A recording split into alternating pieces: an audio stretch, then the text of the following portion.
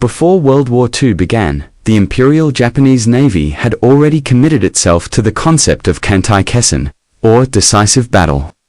This strategy was based on the theories of the American naval historian Alfred Thayer Mahan, who argued that great powers could dominate the seas and secure victory by concentrating their fleets for one overwhelming battle.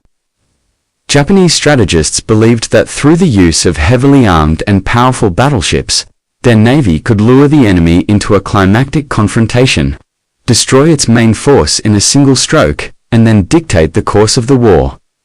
Envisioned an engagement where superior firepower, embodied in massive naval guns, would allow them to overcome numerical disadvantages. To bring this vision to life, the Navy commissioned the design and construction of the largest naval artillery ever created.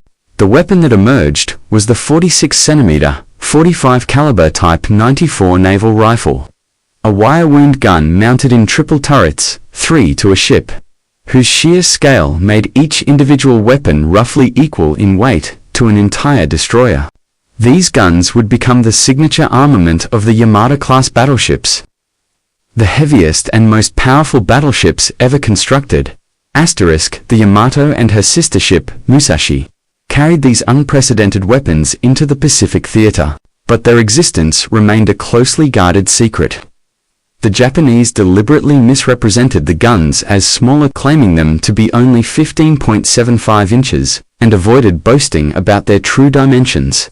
In fact, the Allies remained unaware until after the war that they had faced the most massive naval guns ever placed on a warship. Japan, meanwhile, was on a path shaped by militarism and ultranationalism. In the 1930s, its government, heavily influenced by the Army and Navy, pursued territorial expansion across East Asia and the Pacific. After leaving the League of Nations in 1934 and renouncing the Washington Naval Treaty, which had imposed limits on the size and number of capital ships, Japan began to prepare for a future where it could no longer count on international agreements. To protect its ambitions, knowing it could not match the United States in shipbuilding capacity, Japanese naval planners chose instead to build battleships, so powerful that each one might counter multiple enemy vessels in combat. This philosophy produced the Yamato class, named for an ancient Japanese province. With a displacement of around 70,000 tons, Yamato was designed to fight several opponents at once, particularly to offset the superior numbers of the U.S. Navy. Construction of these enormous vessels was undertaken in secrecy to keep their specifications hidden from American intelligence. Yamato's keel was laid in 1937 at the Kure Naval Arsenal in a dockyard specially modified to fit her vast hull. She was launched on August 8, 1940 and officially commissioned only days after the Pearl Harbor attack in December 1941. Under the command of Captain Miyazaki Shiga, at full displacement, she weighed nearly 72,000 tons, carried 9 18.1-inch Type 94 main guns, could reach a maximum speed of 27 knots, and required a crew of about 2,800 men. No warship ever built was more heavily armed. The Type 94 naval rifle itself was a marvel of engineering. It was constructed in several layers. First, a half-length tube was fitted and shrunk onto the main barrel, followed by wire winding to reinforce the structure.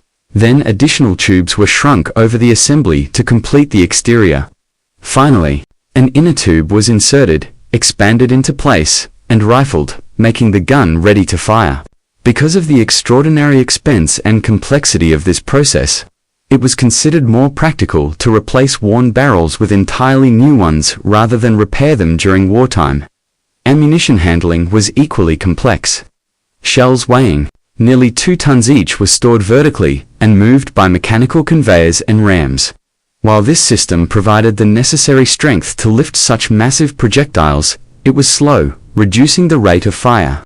Each turret's rotating section held 180 rounds, or 60 shells per gun, enough for prolonged surface action. When mounted on the battleships, each gun weighed approximately 2,500 tons, equivalent to the displacement of a medium destroyer. Japanese secrecy was so strict that official records listed the weapons as smaller than they really were. and foreign observers did not learn of their true caliber until after the war. The first of the 27 guns produced was completed in 1938 and tested at the Kamigakubi Proving Grounds, where its muzzle blast registered an astonishing 100 pounds per square inch at a distance of 50 feet in front of the muzzle, double the blast pressure of the Nagato-class battleship guns. The weapon was unmatched. Although Britain had designed a battleship class that would mount 18-inch guns, none were ever built. America's 16-inch Mark VII was formidable, but the Yamato's 18.1-inch cannons were unrivaled in close-range penetration power. Reports even claimed that the muzzle blast could strip the clothing from anyone standing too near when the guns fired. The Type 94 was also capable of firing specialized anti-aircraft shells known as sunshiki or beehive rounds, which contained both incendiary material and shrapnel.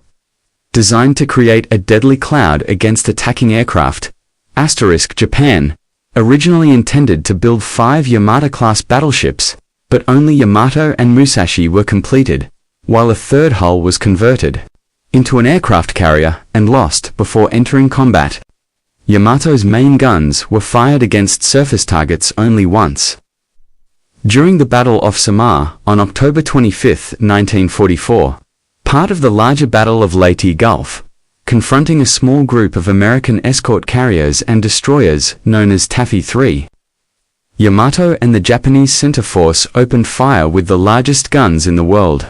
1 carrier and 3 destroyers were reportedly sunk, but 3 Japanese heavy cruisers were lost, and the fleet retreated after mistakenly believing they faced a major U.S. carrier task force. Around the same time, Musashi fired her main guns, for the first and only time, using sunshiki shells. During one firing, however, a shell detonated inside a gun barrel, crippling turret 1's elevating system. On October 24, 1944, Musashi was struck repeatedly by nearly 20 torpedoes and 17 bombs launched by U.S. carrier aircraft. She capsized and sank, leaving Yamato as the sole remaining ship carrying Type 94 guns. By 1945, Japan's naval power had been effectively broken. The Allies' industrial superiority and overwhelming carrier-based air power meant that battleships, no matter how powerful, could not decide the war. Japan suffered critical fuel shortages and could barely sortie its remaining fleet. Yamato was eventually ordered on a suicide mission to Okinawa. She was to beach herself on the island, serve as a fixed fortress, and fight until destroyed. In a desperate effort to slow the American invasion, without adequate air support and with insufficient fuel for a return voyage, the mission was doomed. Detected by American submarines and aircraft, Yamato was relentlessly attacked by waves of carrier-based planes on April 7, 1945. Struck by numerous bombs and torpedoes, she exploded and sank, taking most of her crew and her 9 great guns with her. This ended Japan's dream of turning the tide with a decisive naval battle. In total, 27 Type 94 naval guns were produced. 18 went down with Yamato and Musashi. 2 more were destroyed by order of the U.S. Army after the war, and 7 incomplete examples were found abandoned at the Kamigakubi test range. The last 2, numbers 23 and 27, were shipped to the United States and tested at the Dahlgren Proving Ground in Virginia in 1946. American experts confirmed that the design was wholly Japanese and bore no relation to earlier British Vickers patterns. According to later accounts, these remaining examples were eventually cut up for scrap in the 1950s. Despite their destruction, the Type 94 naval rifle remains to this day the largest gun ever mounted on a warship, a symbol of both Japan's ambition and the futility of building weapons so massive in an era when air power had already eclipsed the battleship as the arbiter of naval supremacy.